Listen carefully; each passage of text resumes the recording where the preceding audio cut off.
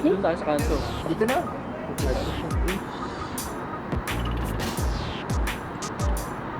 Two minutes.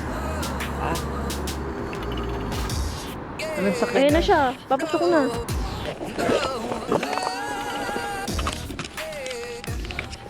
Morning, bebe! Morning! Ganda ng araw today, oh.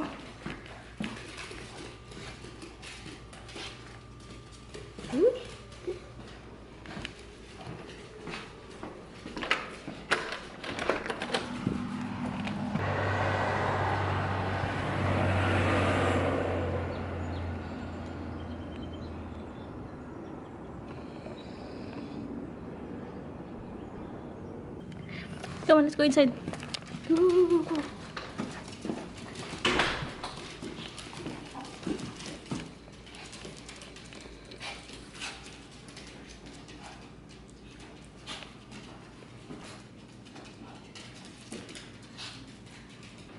Morning.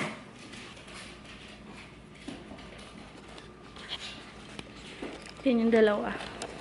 Saya-saya nila.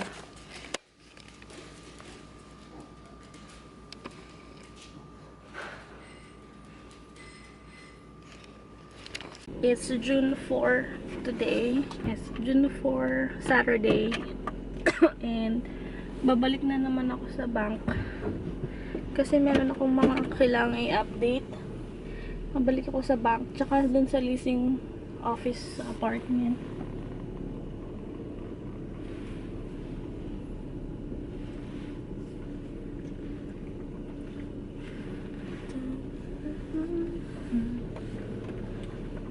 Sama ko tong dalawa kasi Saturday naman, so hindi masyadong traffic. Medyo mainit, maaraw pero hindi pa naman mainit. Okay.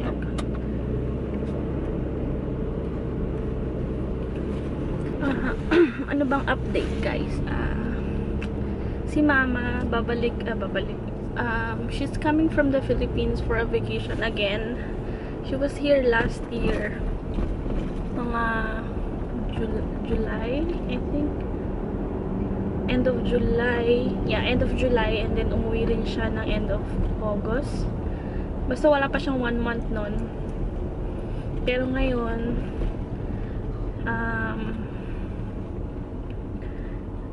darating siya next week, I think. Depende. Kasi hindi pa siya nakabook eh. Ako mabubook. Naghahanap ako ng booking para kay Mama. Pupunta siya dito next we are planning na i-book siya by next week. Pupunta siya dito next week kasi hinahabol niya yung birthday ko, pero parang medyo alanganin na kasi Saturday, so alanganin na sa time, so baka third week ng June pupunta siya rito. Mag-stay siya lang, sabi niya mag-stay siya lang 3 months ba? June, July, August. Almost 3 months this time. Kasi nung first time niya pumunta rito, I think 1 month siya. More than a month. And then last year, bumalik na naman siya rito. Bakasyon lang. Just to visit. Last year ng end of July. Tapos umuwi siya ng end of August, I think. So wala pa siyang 1 month last time. Guys, share ko lang sa inyo itong Ebates. I'm gonna explain it more later, pero I'll just show you the check. You'll receive this in the mail. Parang wala lang kasing envelope eh, so hold on, wala nang envelope, pero naka-envelope siya, and then you'll receive it like this. Yan. They will send you money or check quarterly. So this one is $39.50.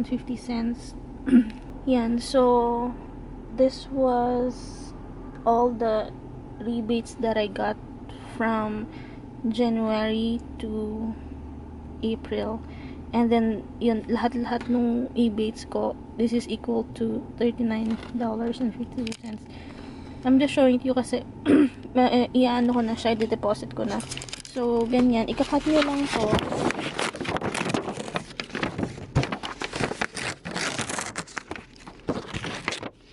Ganyan. Ikakat mo lang siya. Yan. Tapos, diretso na ipapasok mo na siya sa ATM para i-deposit. So, yun. So, ipapasok ko na siya. Dito kasi ako sa bangko. So, see you later, guys. Nakangiti ka ba? Pagod ka, nakalabas bila. Happy ka ba? Are you happy before?